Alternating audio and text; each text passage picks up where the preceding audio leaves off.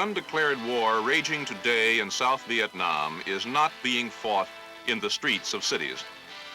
Since the guerrilla onslaught began in the late 1950s, the Republic of Vietnam has had a little trouble in retaining control of the great urban centers, the place names on the map.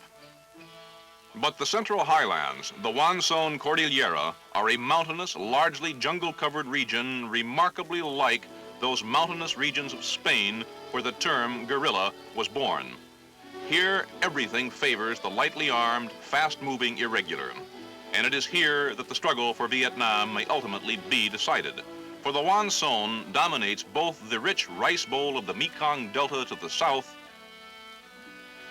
and the narrow, densely populated coastal plain bordering the South China Sea.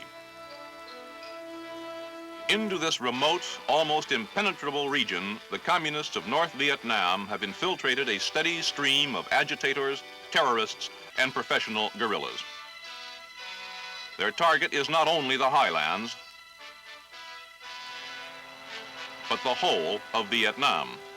Military strategists on both sides of this struggle are agreed that he who gains the highlands will have won the fight for Vietnam. The military and political history of few nations have been so greatly influenced by geography. For more than 900 years, the emperors of China dominated all Vietnam, except the highlands. Here in the 13th century, the Mongol Emperor Kublai Khan suffered one of his few defeats. And here in our own century were mustered the revolutionary forces which overwhelmed 180,000 highly trained French troops in the campaigns climaxed by Dien Bien Phu.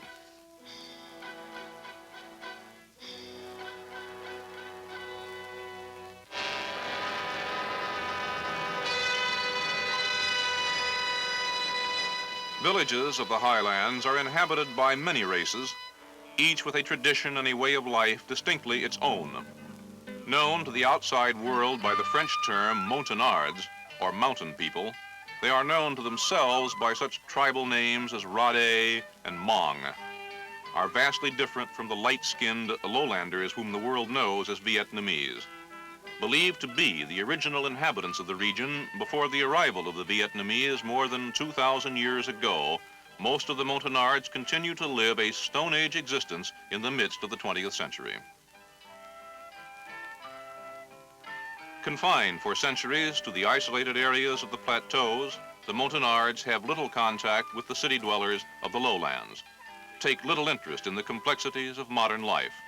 For most of them, Vietnamese is a foreign language.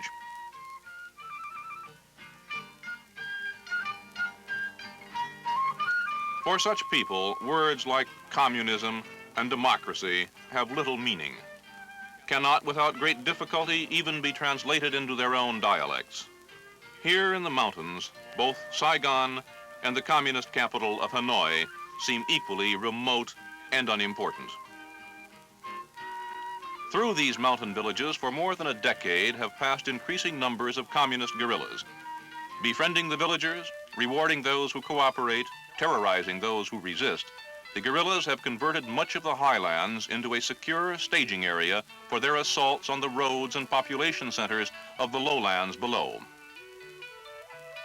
Americans encountering these people and this situation often feel transported 200 years back into time, to our own French and Indian wars, when British and French vied for support of Indian tribes on the frontier.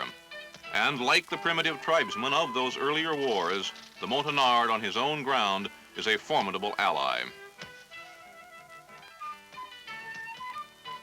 Tough, muscular, a skilled hunter and woodsman, a man of great personal courage, the Montagnard holds the key to a strategically vital area of Southeast Asia.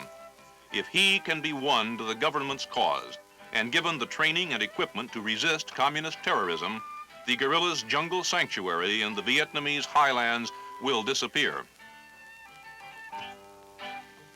With this in mind, United States military advisors and the government of Vietnam early in the 1960s began a program to win the active allegiance of the Montagnards. Their primary objective was to seal off the hidden supply routes through the mountains from the communist north. Chosen to execute the plan were the anti-guerrilla experts of the U.S. Army Special Forces, accompanied by Vietnamese Special Forces, whom they themselves have trained, and through whom the bulk of their work in the village will be performed. Equipped with all the skills of the highly trained airborne infantryman, the Special Forces soldier brings with him a number of unique abilities designed to meet just such situations. Selected for linguistic aptitude and a talent for tact and diplomacy, Special Forces personnel are adept at winning friends, from the village chief down to the lowliest peasant.